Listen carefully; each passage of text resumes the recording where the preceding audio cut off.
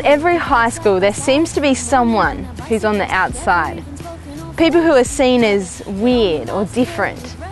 People who just don't seem to be accepted with the in crowd. And they tend to go forgotten. I remember when I was at school, there was kids like that. They weren't accepted. They weren't able to come to open parties because they weren't cool enough. Not cool enough? What is that? When did we become so shallow? And who defines who's cool and who's not? Now, I was listening to a song recently from Kate Miller Hyde Kids called Caught in the Crowd. You may have heard of it.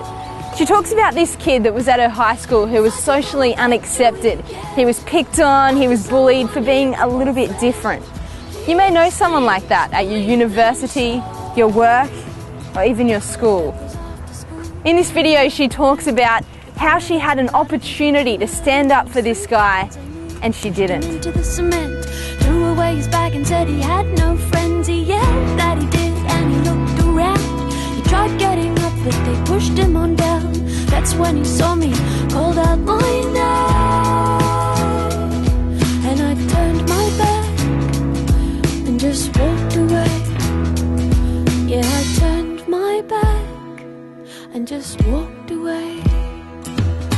Kate looks back now and she apologises for what happened. She wishes that she stood up for this guy back then, but she didn't. Let's be honest, how many times have you turned your back on someone simply because they're just not cool enough for you? I mean, it's so easy to get caught in the crowd, to do things or even say things just because everyone else is doing it. It's so easy to let our pride get in the way. Jesus cared for the unloved, those people who go unnoticed and forgotten.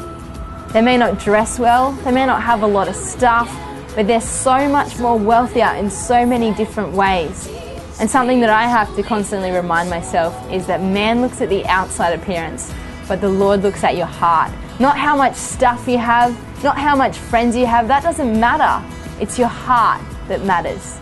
So next time you meet someone who people say are a little bit different, get to know who they really are. You may be surprised. Please, please,